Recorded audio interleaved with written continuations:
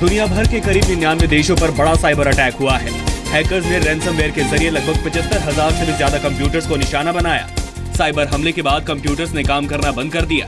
Ransomware से Britain की national health service बुरी तरह प्रभावित हुई है।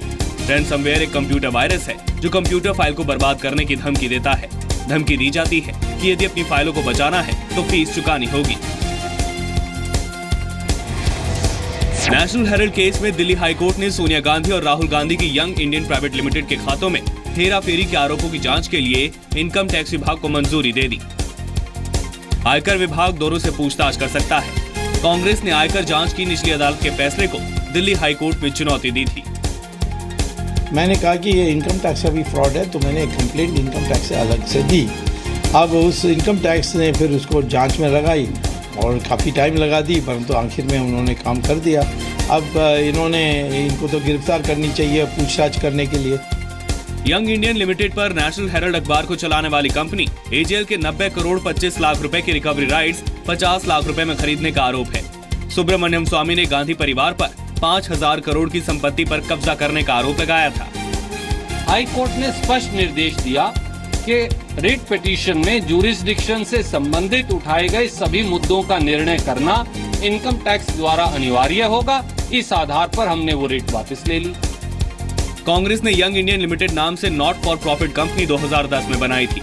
एजेएल का टेक ओवर करने के मामले को सुब्रमण्यम स्वामी ने 2012 में अदालत में चुनौती दी थी। ट्रिपल तलाक पर सुनवाई के दूसरे दिन शुक्रवार को सुप्रीम कोर्ट की संविधान पीठ ने बेहद सख्त तेवर दिखाते हुए कहा कि ट्रिपल तलाक निकाह खत्म करने का सबसे घिनौना तरीका है। लेकिन ऐसे संगठन भी हैं जो ट्रिपल तलाक को वैध बताते हैं। कोर्ट ने इस सुनवाई में अपना पक्ष रख रहे सलमान खुर्शीद से पूछा कि ट्रिपल तलाक परंपरा है या इस्लाम का अभिन्न हिस्सा। इस पर सलमान खुर्शीद ने कहा कि ट्रिपल तलाक गलत है, पाप है, फिर भी कानूनन वैध है। इस जवाब पर सुप्रीम कोर्ट ने कहा जो पाप है वो शरीयत का हिस्सा कैसे हो सकता है, और जो ईश्वर की नजर में पाप है वो इंसान के बनाए कानून में वैध कैसे है। अगर उस धर्म में इसको पाप माना जाता है सोच से, तो इसको फिर कानूनी वैधता कैसे दी जा सकती है? इस बात पर मैंने जवाब दिया कि ये संभव नहीं है। कोर्ट में इस्लामिक स्कॉलर आरिफ मोहम्मद खान ने भी अपनी राय रखी। उन्होंने कहा कि एक साथ 3 तलाक बोलना इस्लाम में मान्य नहीं है और ये रिवाज औरत को जमीन में दफनाने की तरह है। मैंने जो दलीलें दी वो ये थी कि ये न सिर्फ ये कि उसके अनुसार नहीं है, बल्कि ये इस्लाम के बुनियादी सिद्धांतों पर कुठाराघात करता है। संविधान पीठ अब ट्रिपल तलाक के मुद्दे पर सोमवार को सुनवाई करेगा। पश्चिम बंगाल में ममता बनर्जी सरकार के आदेश पर आरएसएस के सहयोगी संगठन विद्या भारती के 125 स्कूलों में ताला लग गया है। ममता सरकार का आरोप है कि इन स्कूलों में धर्म विशेष पर आधारित शिक्षा दी जाती है। 125 में से एक स्कूल ने कलकत्ता हाईकोर्ट में याचिका दायर की थी। उस पर कोर्ट ने ममता सरकार के स्कूल बंद करने के आदेश पर अंतरिम स्टे दे दिया है। जून में मामले की दोबारा सुनवाई होगी। बाकी स्कूल भी हाईकोर्ट जाने की तैयारी में है। हिमाचल प्रदेश के कुल्लू से गिरफ्तार किए गए संदिग्ध आईएसआईएस एजेंट आबिद खान ने पूछताछ में कई बड़े खुलासे किए हैं। आबिद ने खुलासा किया है कि आईएसआईएस के इशारे पर जुनूद उल खलीफा फिल हिंद नाम का एक ग्रुप बनाया गया है जो भारत में आतंकियों को भर्ती, हथियारों की ट्रेनिंग और फंडिंग का काम कर रहा है।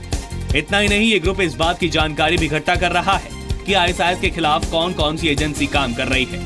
आईएसआईएस में शामिल होने से पहले आबिद जाकिर नायक और अंजर शाह के वीडियो देखता था।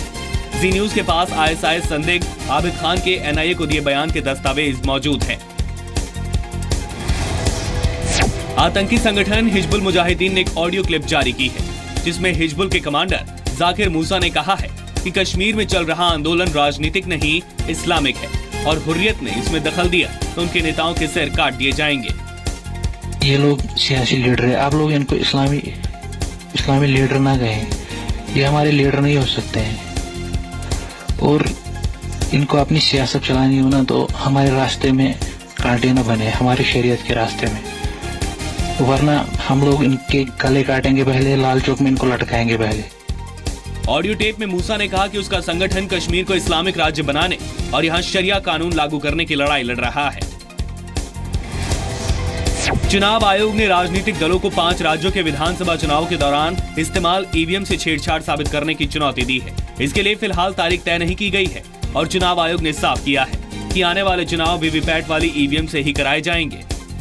That the Commission will hold a challenge and offer opportunity to political parties to demonstrate that EVMs used in the recently concluded assembly elections were tampered, or that EVMs can be tampered even under the laid down technical and administrative safeguards.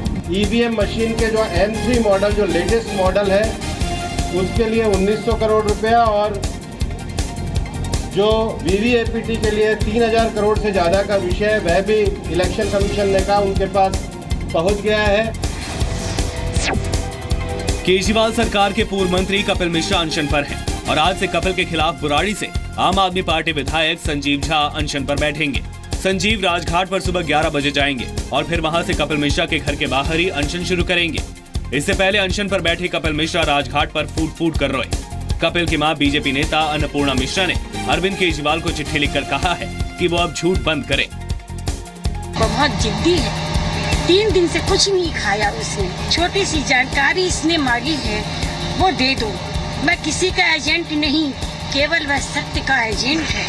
ये झूठ तुम्हारे किसी काम नहीं आएंगे। भगवान से डरना सीखो अरविंद। एसीबी ने टैंकर घोटालों पर दिल्ली सरकार के खिलाफ जांच तेज कर दी है। वाटर टैंकर स्कैम में एग्जामिनेशन कर लिया है, कई विटनेसेस को एग्जामिन किया है, डॉक्यूमेंट्स की जांच जारी है और जो एविडेंस है उस हिसाब से कानूनी कार्रवाई होगी। इलाहाबाद हाईकोर्ट की लखनऊ बेंच ने उत्तर प्रदेश सरकार से कहा है कि सरकार किसी भी नागरिक से मांसाहार खाने का हक नहीं छीन सकती। हाईकोर्ट ने कहा कि सरकार मीट कारोबारियों को लाइसेंस जारी करे, साथ ही बूचड़खानों और मीट की दुकानों के पुराने लाइसेंस भी रिन्यू किए जाएं। मामले की अगली सुनवाई 17 जुलाई को होगी। सरकार की ये जिम्मेदारी है कि वो मॉडर्न स्लॉटर हाउसेस उच्चतम न्यायालय के आदेशों और एनजीटी के दिए गए निर्देशों के तहत मॉडर्न स्लॉटर हाउसेस का निर्माण करें और उसका आधुनिकीकरण करें, और जिन लोगों के पास लाइसेंस नहीं है उनको सरकार लाइसेंस जारी करे।